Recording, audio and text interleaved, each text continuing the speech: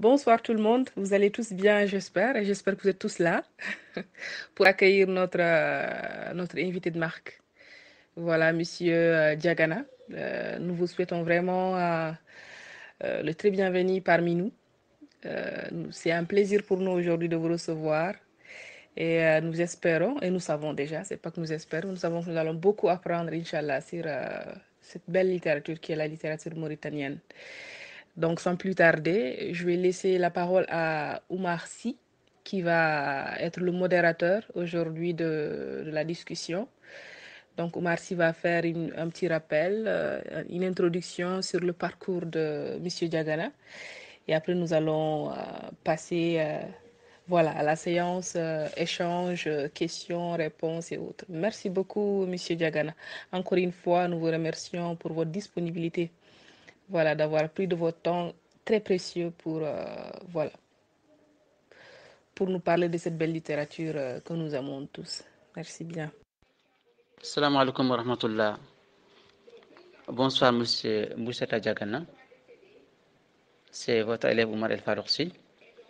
Nous sommes très contents aujourd'hui de vous recevoir dans le club Djibril Zakaria Sall.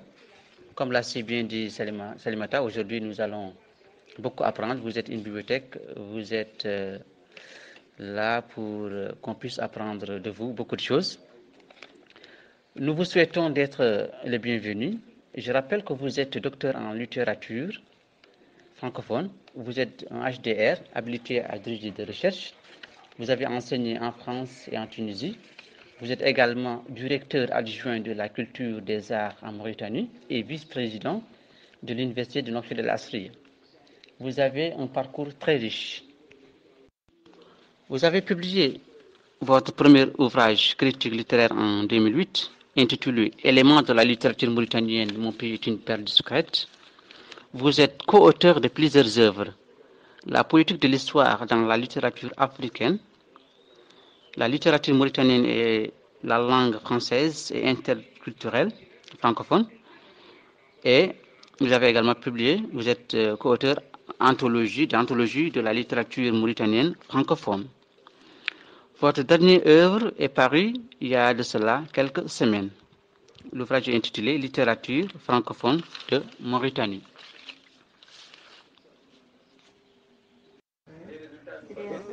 Bonsoir, chers amis du club Djibril Zakaria Sall. Je suis très honoré et très fier d'être avec vous ce soir pour parler d'un sujet qui, ma foi, je pense que ça vous passionne, à savoir la littérature mauritanienne. Donc, je me tiens à votre disposition pour apporter des réponses à vos questions et des éclairages peut-être à vos interrogations. Voilà, donc je suis à l'écoute. Vous êtes le premier critique littéraire à travailler sur la littérature mauritanienne d'expression française. Le terrain était vide et aride. Vous l'avez fertilisé pour les autres. Bref, vous avez facilité aujourd'hui la tâche aux universitaires, aux professeurs et même certains critiques littéraires à comprendre réellement la littérature mauritanienne grâce à votre premier ouvrage intitulé Éléments de la littérature mauritanienne, mon pays est une perle discrète. La question que j'allais vous poser est de savoir, avez-vous des difficultés en publiant votre premier recueil parce qu'il n'y avait pas beaucoup d'ouvrages critiques et le terrain était un peu vide. Et je vous remercie. Bonsoir, Monsieur Sy. Merci pour votre question. Je ne dirais pas que j'ai eu particulièrement des difficultés à publier mon premier ouvrage pour la simple raison que cet ouvrage est issu de ma thèse. Ce qui était peut-être plus difficile pour moi, c'était la thèse elle-même. C'était la thèse elle-même qui était difficile parce que, comme vous l'avez si bien dit, c'était le premier travail scientifique universitaire, en tout cas approfondi, c'est la littérature mauritanienne. Vous allez donc imaginer qu'au début de mon travail, j'étais confronté à plusieurs difficultés. D'abord, les auteurs mauritaniens n'étaient pas très connus.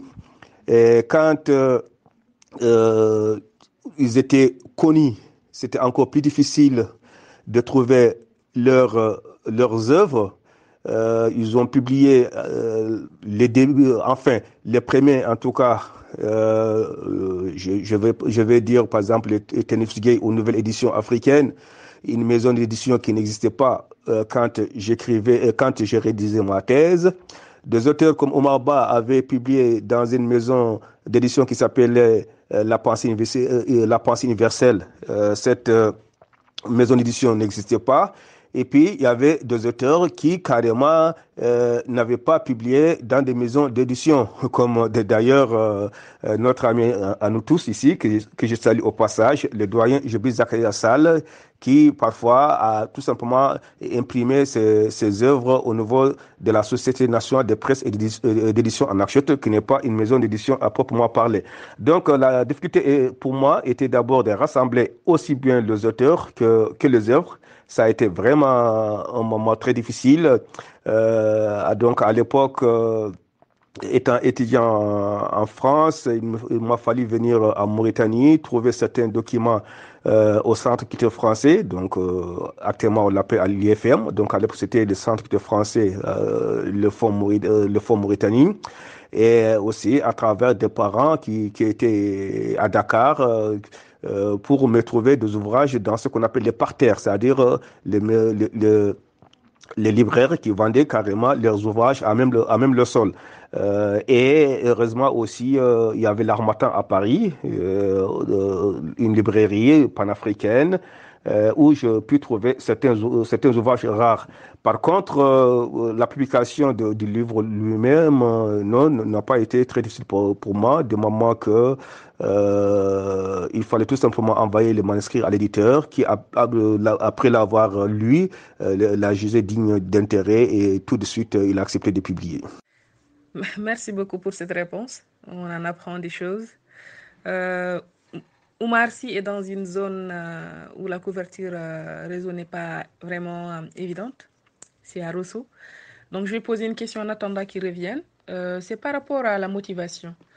Pourquoi avez-vous choisi de travailler sur cette littérature? Qu'est-ce qui a motivé votre choix, en fait? Merci beaucoup, Mbousseta Diagana, pour la réponse. C'est très clair. Donc, la deuxième question concerne toujours la littérature. Donc, la littérature mauritanienne d'expression française, elle est jeune. Elle est venue tardivement sur la scène littéraire, vous le savez mieux que moi. Comment expliquez-vous ce retard en tant que critique littéraire? Et je vous remercie. Oui, cette question m'a été souvent posée et c'est vrai que c'est pas évident. C'est pas évident. Et la même réponse, c'est que, à vrai dire, au début, je n'étais pas destiné à faire des études sur la littérature mauritanienne de langue française.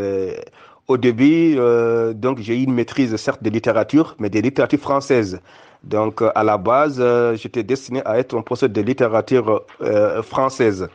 Bon, maintenant, une fois que j'ai obtenu ma maîtrise, quand je suis venu donc en France pour faire mes études de troisième cycle, euh, j'étais avec des étudiants à la cité universitaire, avec des étudiants de plusieurs pays africains, maghrébins, notamment des étudiants gabonais, camerounais, ivoiriens. Tous ces étudiants travaillaient sur des écrivains de leur pays. Par exemple, les Ivoiriens travaillaient sur Jean-Marie Adjafi, sur Amadou Kourouma, les Camerounais sur, c'est pas, Calix Bayala, ainsi de suite. J'étais parmi ce groupe d'étudiants africains, puisqu'on était quand même un peu soudés. J'étais peut-être le seul qui avait, si vous voulez, l'intention de travailler sur la littérature française. Et quand j'ai vu que tous mes amis travaillaient sur la littérature de leur pays, je me dis, il y a un problème. Il y a un problème, donc j'étais un peu piqué au vif. J'ai dit, écoutez, dans ce cas, je vais essayer de faire quelque chose sur la littérature de mon pays. Donc, vous voyez, au début, j'allais dire, c'est par patriotisme, c'est par orgueil, c'est par jalousie, tout ce que vous voulez. Et je ne vous le cache pas que je ne connaissais pas grand-chose de la littérature mauritanienne en ce moment. Je connaissais peut-être 3 ou 4 écrivains qui sont peut-être de chez moi. D'ailleurs, je le connais parce que c'est des gens qui sont de chez moi,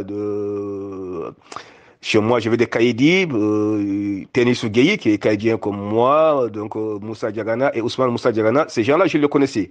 Et je connaissais encore Omar Ba, parce que je le connais dans une autre vie, quand il préparait son agrégation en Tunisie et que moi-même j'étais étudiant là-bas. Sinon, tous les autres, je ne les connaissais pas. Donc, c'est avec mes recherches dans les laboratoires, dans les bibliothèques, dans les centres d'études, dans de correspondance que j'ai envoyée par-ci et par-là, que j'ai pu trouver une certaine bibliographie pour commencer ce travail. D'ailleurs, je ne vous le cache pas, quand je dis à ma directrice de thèse, parce que j'ai commencé à travailler avec une dame, une Française, pour travailler sur la littérature française, et quand je lui dis que je change d'avis, que je travaille plus sur la littérature française, désormais je voulais travailler sur la littérature mauritanienne. Elle a accepté, mais tout en disant qu'elle n'était pas en mesure de diriger mes travaux, qu'elle n'était pas spécialiste de cette littérature, qu'elle ne connaissait pas du tout cette littérature.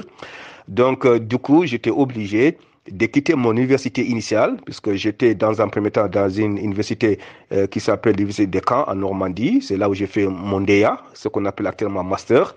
Donc, j'étais obligé de quitter l'université de province pour venir à Paris travailler avec un professeur d'origine sénégalaise, Papa Samba Diop, qui connaissait plus ou moins bien la littérature mauritanienne, enfin plus ou moins, puisque tant que Sénégalais, il connaissait bien la Mauritanie. Et comme c'était un spécialiste de littérature comparée, il connaissait la littérature africaine, il connaissait la littérature maghrébine, celui qui avait finalement accepté de diriger mes premiers pas d'étudiant doctorant.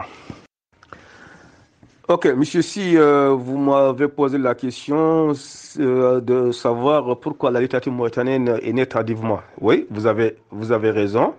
Elle est née tardivement, en tout cas comparé aux pays qui nous entourent, le Sénégal, le Mali, l'Algérie, le Maroc, qui ont connu des écrivains très tôt, au début du XXe siècle, peut-être même avant, qui ont connu des écrivains très célèbres. Euh, alors qu'en Mauritanie, nous n'avons connu notre première œuvre littéraire qu'en 1965, tout simplement, c'est-à-dire 5 ans après l'accession du pays à l'indépendance.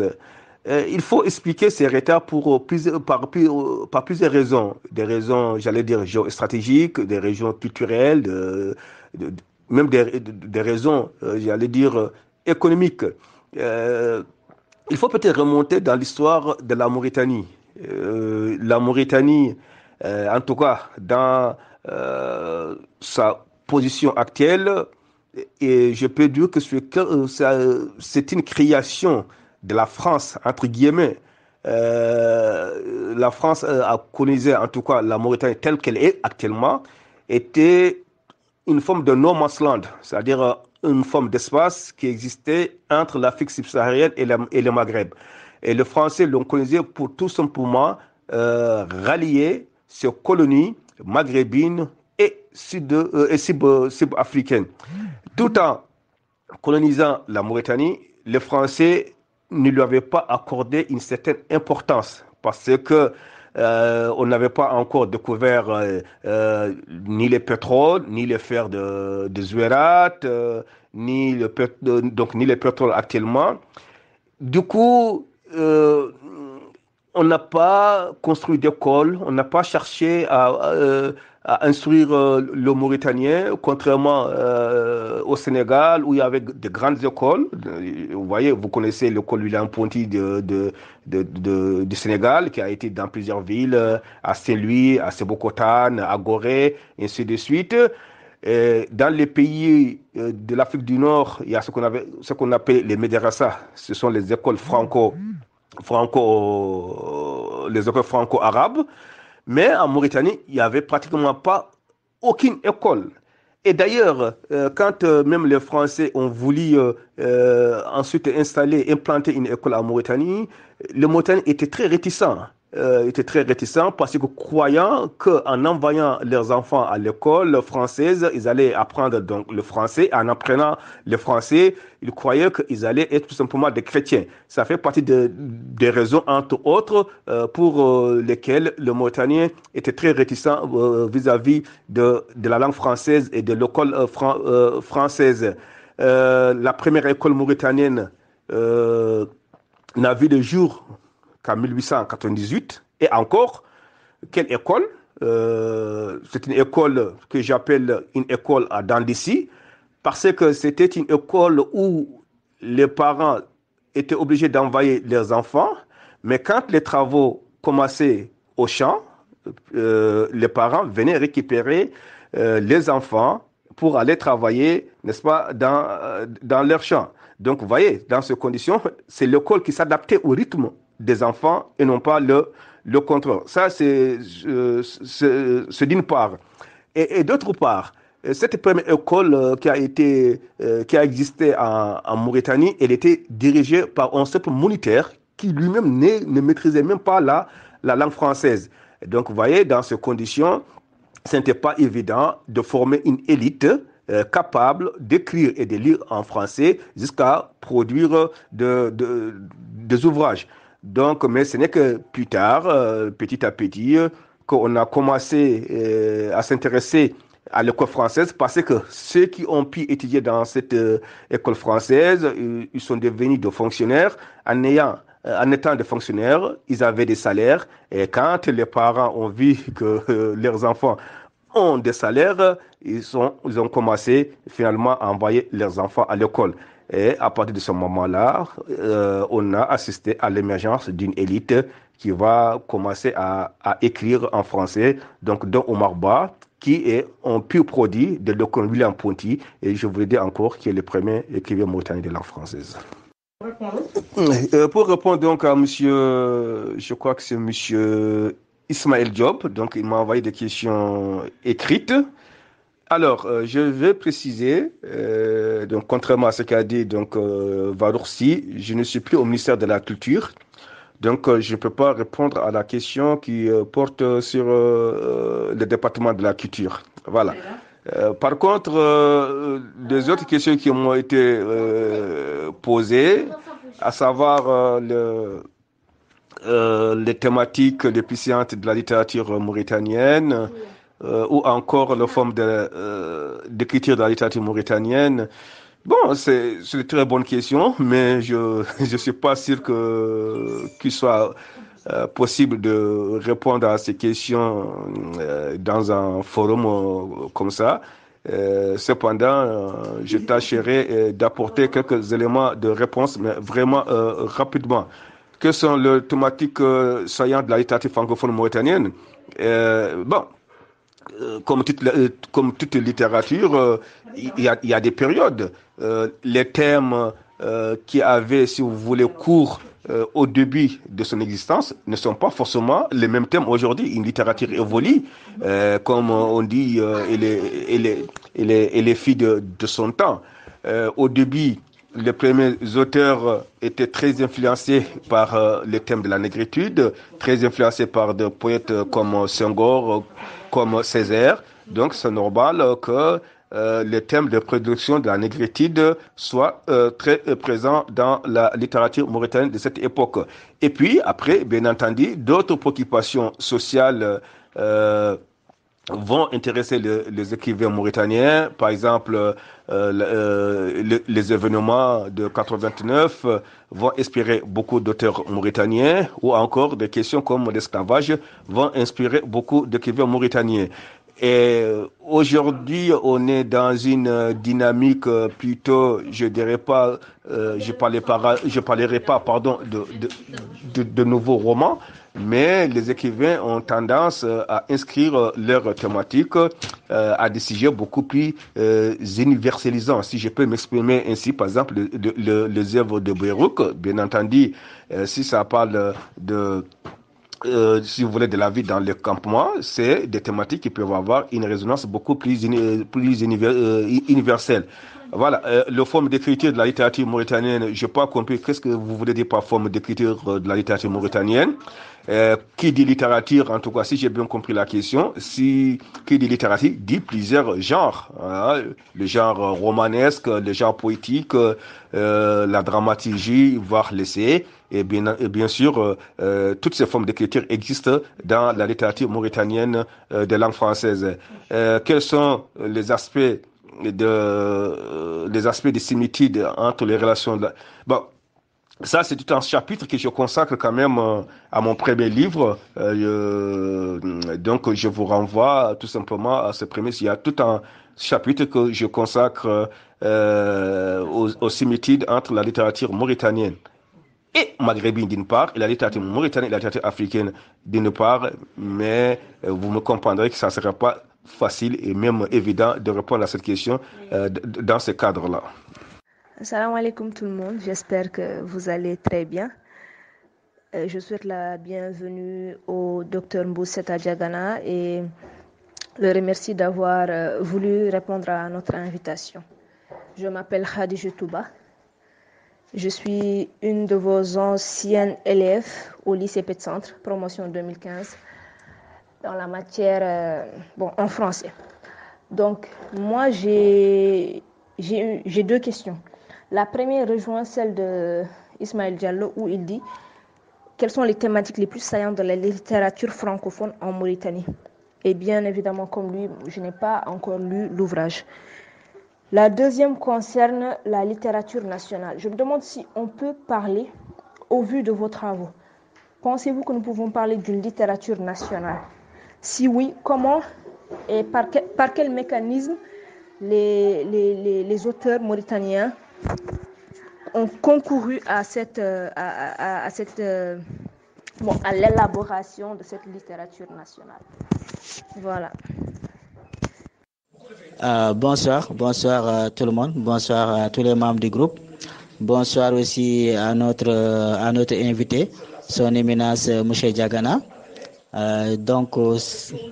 J'ai été atteint comme tout le monde par le problème du réseau, mais j'ai une question à poser. Je vais essayer de faire un deuxième vocal. Allô, salam alaikum tout le monde, j'espère que vous allez bien. Je me présente, je m'appelle Abdul Dia. Donc, je souhaite la bienvenue au docteur Mbousseta Diagana. Et merci d'avoir répondu à notre invitation. Voilà, moi la question que je voulais poser c'est est-ce que le public mauritanien était réceptif à vos œuvres?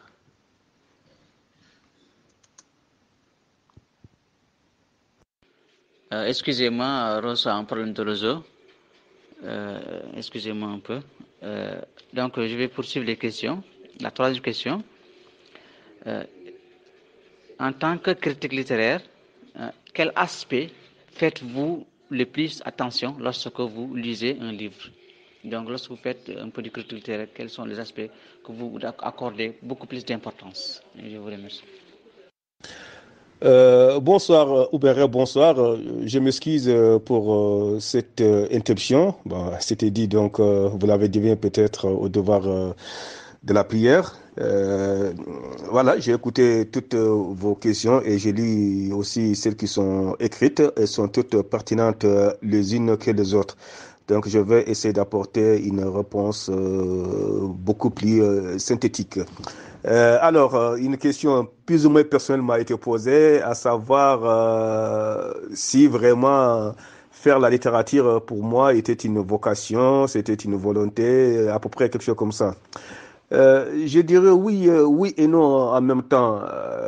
Vous imaginez quand même que j'ai un bac littéraire, donc j'ai eu un bac A. Mais pour dire toute la vérité, lorsque j'ai obtenu mon bac, je n'ai pas choisi de faire lettres. Voilà. J'ai été orienté par le ministère vie et donc la note que j'avais eue en français au bac. Donc on m'a orienté donc, au département de lettres dans une université étrangère. Je voulais changer pour faire vraiment la spécialité qui m'était à cœur, à savoir la sociologie. Je voulais faire sociologie quand j'ai obtenu mon bac. Mais l'université où j'ai étudié, la sociologie n'était pas tout fait en français. Donc, contre mauvaise fortune, je fais bon cœur. Finalement, je fais français. Mais en même temps, voilà, au fur et à mesure que j'avance dans mes études, je me spécialise. Je me suis spécialisé d'abord quand je faisais ma thèse, je le dis, au risque de me répéter, je me suis spécialisé en littérature mauritanienne.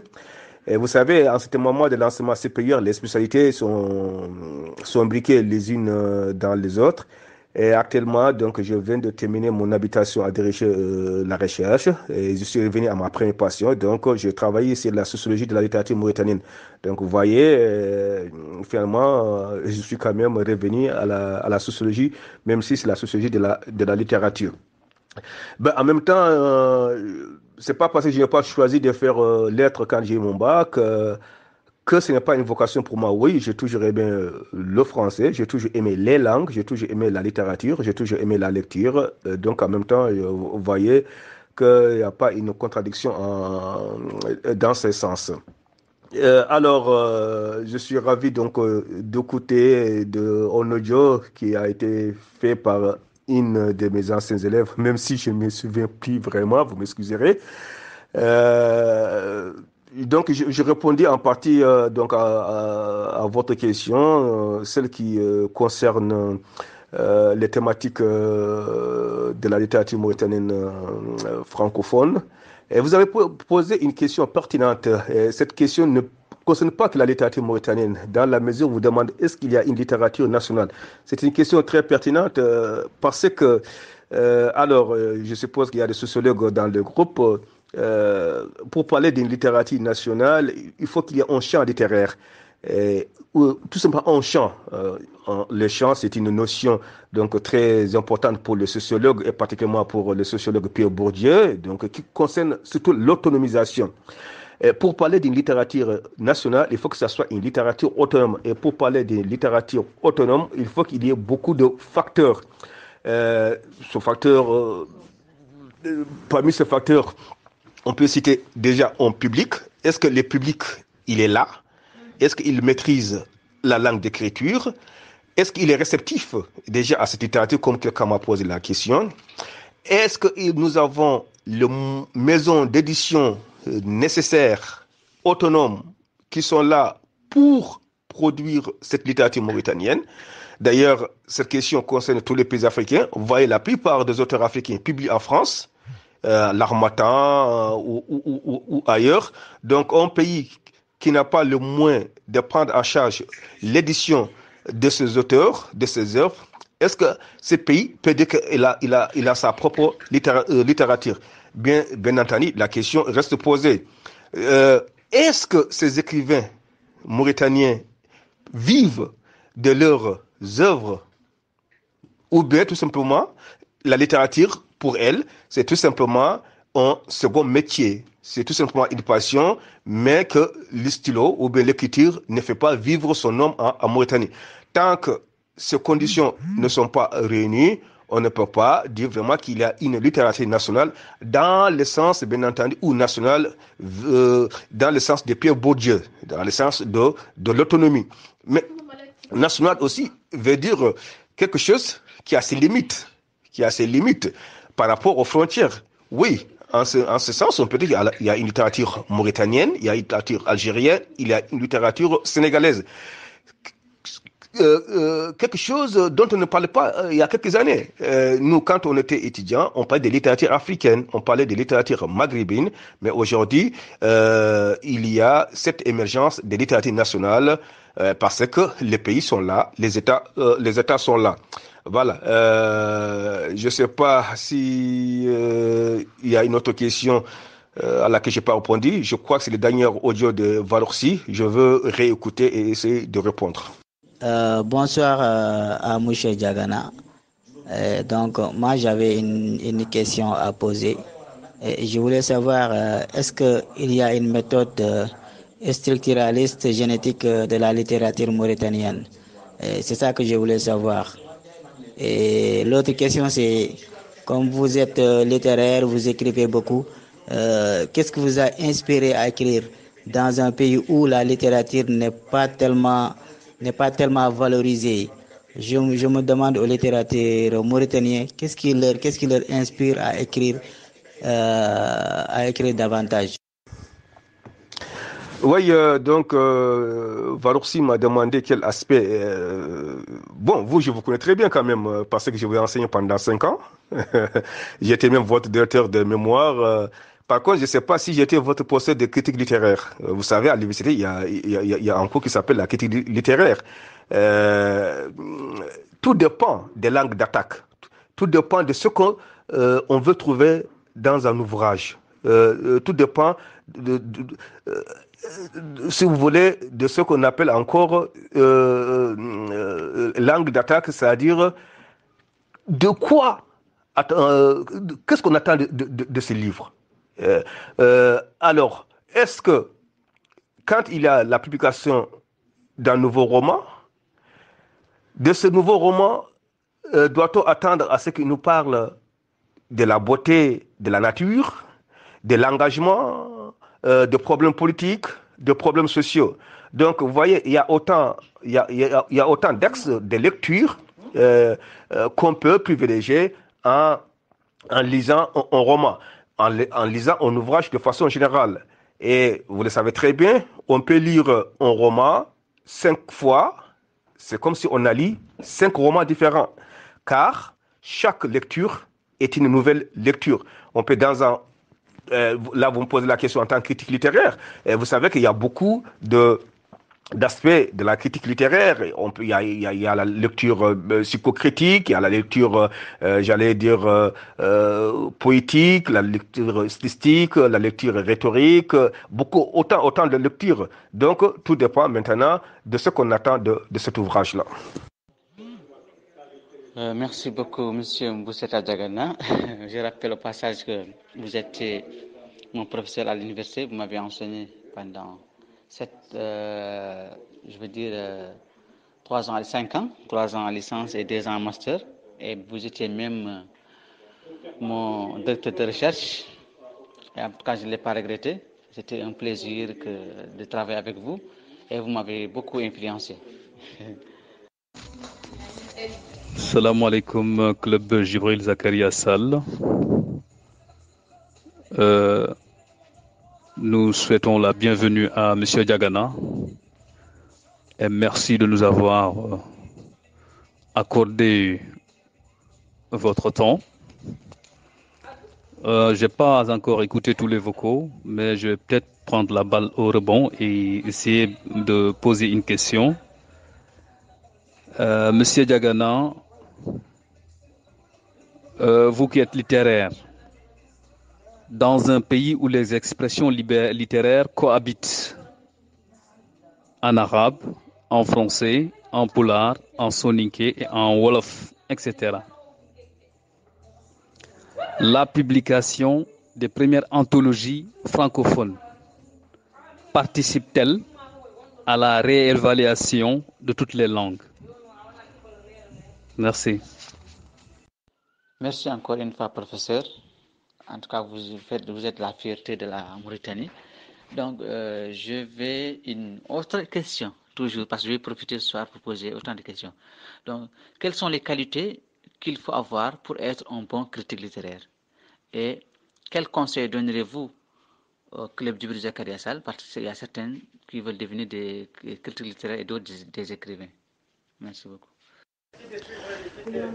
Bonsoir, monsieur, je crois que c'est monsieur Montara, hein, c'est ce qui est écrit, donc apparemment c'est le profil.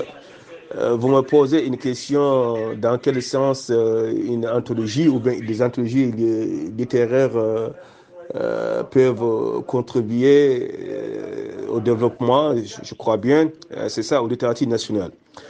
Pour répondre à cette question, je voudrais vous dire, il faut quand même revenir à la définition de l'anthologie. Une anthologie, c'est déjà de morceaux choisis par définition. Une anthologie n'est jamais exhaustive, en tout cas difficilement exhaustive. Celui qui fait une anthologie, ou bien ceux qui font une anthologie, ont une ligne éditoriale. Bien entendu, en ce qui concerne la littérature mauritanienne, j'aimerais quand même préciser que les premiers auteurs mauritaniens, avant qu'ils ne soient ces écrivains francophones ont été d'abord de grands spécialistes de leur culture, de leur langue. Omar Ba, je ne cesserai jamais de les citer, puisque c'est le premier auteur mauritanien. Avant d'être cet écrivain francophone, c'est aussi un grand historien, c'est même un linguiste, c'est un anthropologue, c'est un sociologue qui a beaucoup travaillé, n'est-ce pas, sur la langue Peul ou bien la culture Peul, qui a même traduit le Coran. Ousmane Moussa Diagana, on ne le dira jamais assez. C'est peut-être le plus grand spécialiste de la langue soninké. Et Moussa Obnou, il a beaucoup travaillé sur la littérature orale hassaniya. Donc, en travaillant sur ces auteurs, on travaille par ricochet sur, bien entendu, les littératures en langue nationale. Bon, maintenant, je ne sais pas si vous avez suivi il y a 3 ou 4 ans le débat qui a suivi la publication de notre anthologie. On a été critiqué par certaines personnes qui ont dit qu'on a fait une sélection. Et moi, je dis même que c'est un paradoxe de dire qu'on a fait une sélection dans une anthologie. On ne peut pas, bien entendu, travailler sur tous les auteurs mauritaniens. C'est une question de choix qu'on assume, en tout cas, et puis on ne les regrette pas. Voilà. Pour la dernière question de M. Si, quel conseil faut-il donner pour être un bon critique? D'abord, pas seulement pour être un bon critique, quel que soit le domaine, lorsqu'on veut y exceller, il faut, un, l'aimer, deux, montrer du sérieux.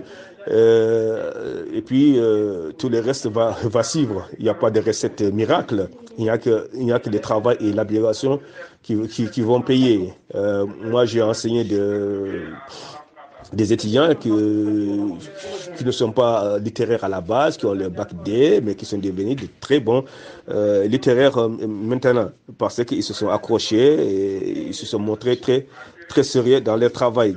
Maintenant, quel conseil je peux donner aux membres du club Zakiya Sall?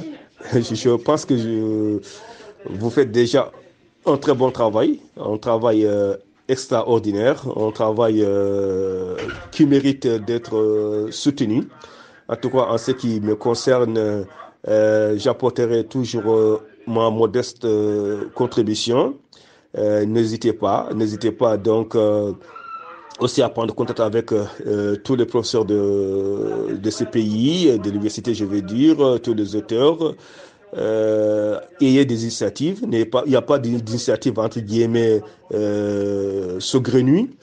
Prenez toujours votre courage à deux mains, allez-y voir toutes les personnes que vous jugez capables de vous apporter la moindre contribution. Et sans doute ensemble, on va non seulement relever les défis de la littérature mauritanienne de langue française, mais de toutes les littératures, parce que cette littérature, quand bien même elle est écrite en français, c'est une littérature écrite par de Mauritaniens. C'est une littérature qui met l'accent sur les us et coutumes de Mauritaniens, sur la culture mauritanienne, sur la société mauritanienne, sur les rêves mauritaniens, sur le cauchemar mauritanien, j'allais dire même sur les paniers de la ménagère de Mauritaniens, et ainsi de suite, et ainsi de suite. Donc, à ce titre-là, et contribue aussi, finalement, si vous voulez, au développement culturel du pays.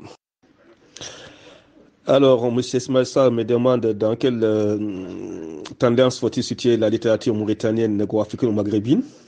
Je dirais tout simplement ni négro-africaine ni maghrébine, mais aussi bien négro-africaine et maghrébine, mais surtout d'abord dans la littérature mauritanienne.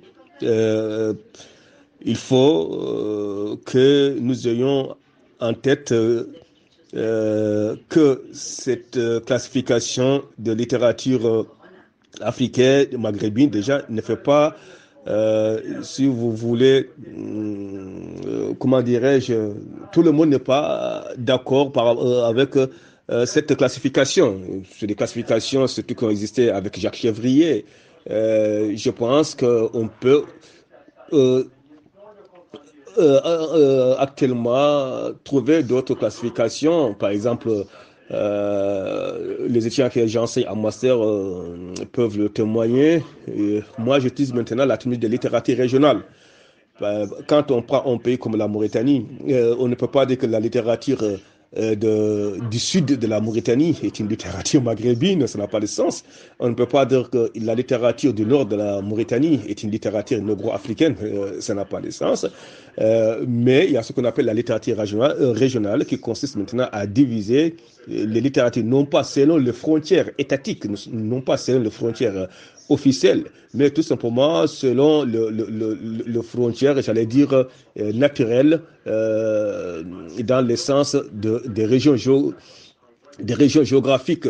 Par exemple, il y a une littérature foutanké. Le Fouta, c'est une région qui va de la Mauritanie jusqu'en Guinée, par exemple. Il y a la littérature peut-être saharienne. Quand je dis saharienne, c'est-à-dire je parle du Sahara, c'est une partie du Mali, c'est une partie de la Mauritanie, c'est une partie du Maroc, c'est une partie de l'Algérie. Il peut y avoir ce qu'on appelle la littérature sahélienne, la littérature de la forêt, la littérature de la savane. Pour l'Afrique, ce sont les critères les plus pertinents que de parler des littératures négro-africaines, des littératures maghrébines, qui sont plutôt, si vous voulez, une terminologie purement occidentale, à mon avis. Merci, docteur, pour les réponses pertinentes. Merci de nous avoir éclairés.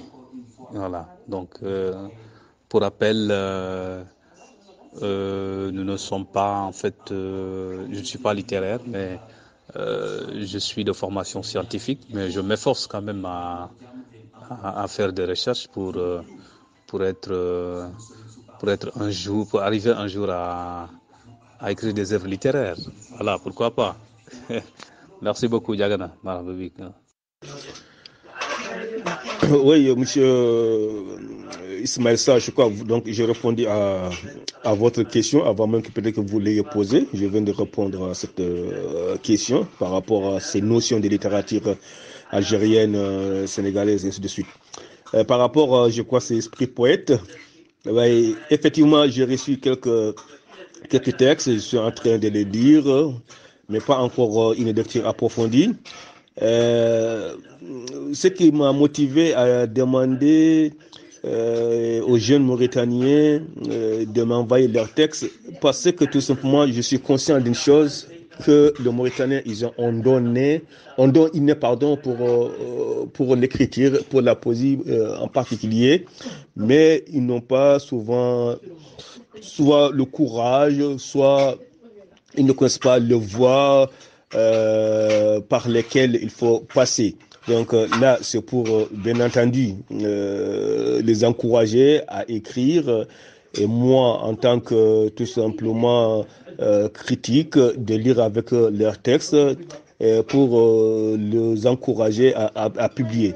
Mais bon, jusqu'à là, c'est vrai, je n'ai pas reçu beaucoup de textes. Quand j'ai un certain nombre de textes, en ce moment, je veux faire une lecture beaucoup plus approfondie. Je veux me faire aider donc par des collègues pour essayer de choisir le meilleur d'entre eux afin de faire une publication d'anthologie de jeunes poètes mauritaniens. Voilà. En tout cas, je suis très fier aujourd'hui de recevoir mon professeur, Mbousseta Diagana, qui m'a enseigné à l'université, qui m'a beaucoup influencé. En tout cas, qui a fait beaucoup de choses, qui m'a appris beaucoup de choses, qui m'a inculqué beaucoup de connaissances.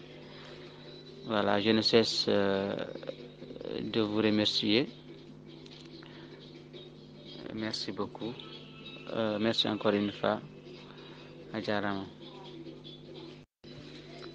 Machallah, les réponses étaient très claires. Donc il fait presque nuit, je vais poser ma dernière question. Être écrivain, pour vous, est-il un métier ou une passion? Et je vous remercie. Être écrivain, un métier, une vocation. Une vocation, certainement. Un métier, c'est difficile à dire, surtout dans nos pays. Euh, Ça allait être un métier si on ne vit que de sa plume. Mais vous savez que dans nos pays, c'est pratiquement impossible de voir quelqu'un qui ne vit que de ses œuvres. Donc, je crois que parfois même les écrivains, ils dépensent plus qu'ils ne gagnent en écrivant, puisque avec certaines maisons d'édition, il faut payer. Et les conditions ne sont pas toujours extraordinaires. Donc, quand on fait ce métier, on le fait d'abord, je pense, par amour, par passion, par vocation, que pour autre chose. Donc, tout le plaisir était pour moi d'être avec vous ce soir. Vraiment, je suis très ravi, je suis très content de voir les jeunes Mauritaniens qui s'intéressent à la littérature mauritanienne. Ça montre quelque part aussi que cette littérature a de beaux jours devant elle parce que la relève est là. Des questions pertinentes m'ont été posées par des littéraires, par des scientifiques. Vraiment, ça m'a fait très, très, très plaisir. Et je reste encore à votre disposition pour vous apporter ma modeste contribution. Et bonne continuation. Je ne peux pas donc finir cette émission sans avoir une pensée amicale à mon doyen, à mon ami JB Sall. JB Sall, voilà. Au-delà donc des relations qui existent entre un écrivain et un critique, on a finalement développé des relations d'amitié. Je suppose qu'il est au village actuellement. En tout cas, j'ai une pensée très amicale pour lui. Et j'anticipe, puisque je crois que dans 4 jours, ça sera son anniversaire. Il est né le 23 avril. Comme beaucoup d'écrivains d'ailleurs, beaucoup d'écrivains sont nés le 23 avril, donc il avait cette prédisposition. Dans 4 jours, ça sera son 81e anniversaire. Donc je lui souhaite encore beaucoup de bonheur, de la santé et surtout encore qu'il continue à nous égayer avec sa plume succulente. Bonne soirée à tous, merci. Bonjour très chers amis, ou bonsoir devrais-je dire. Moi c'est Djibril Daoudaba, j'aurais pu dire Sal Djibril Ba. Je salue tous les amis. Je m'étais engagé à être là et à l'heure puisque j'avoue qu'il m'arrive de rester très longtemps sans intervenir ici malgré toute la sympathie que je nourris à l'endroit de tous les membres et l'intérêt que j'accorde à ce groupe.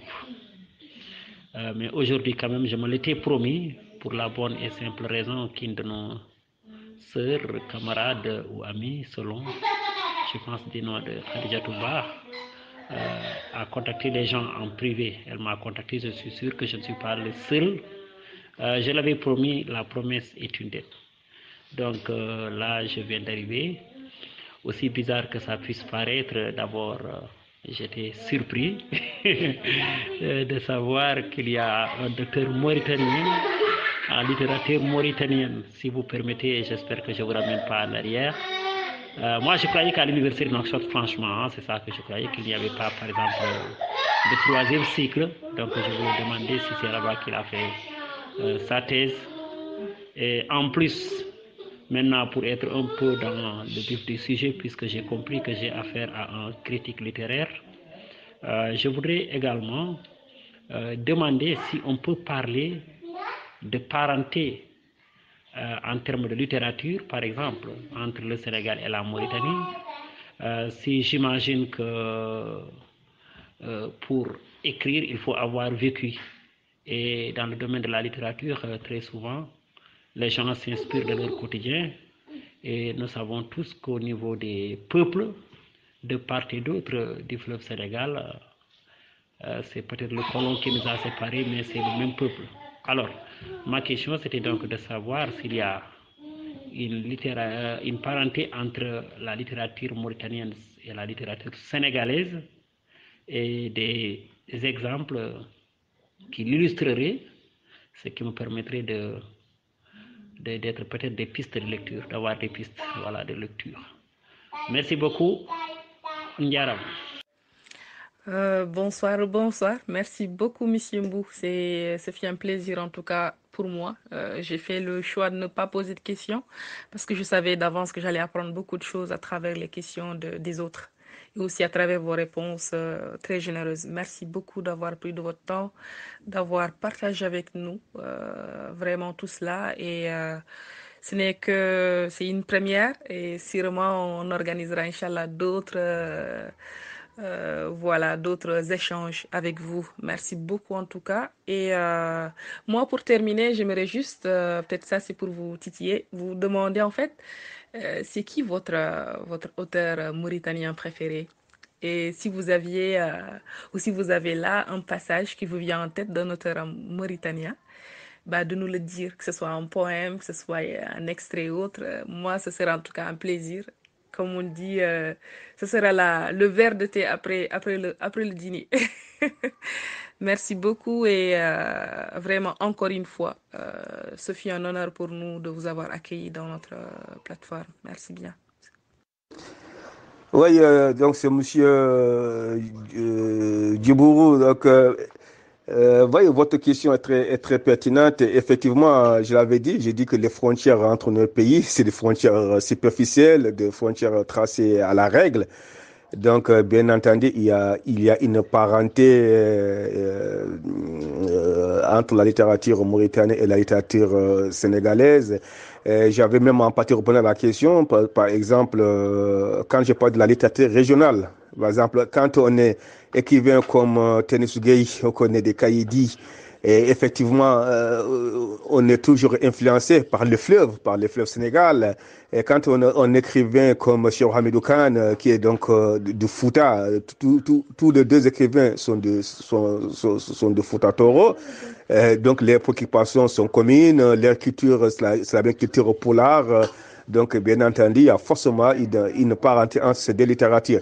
Et en outre, vous n'êtes peut-être pas sans savoir que la littérature mauritanienne, à ses débuts, était très influencée par la littérature de la négritude, de façon générale, et particulièrement de la littérature sénégalaise.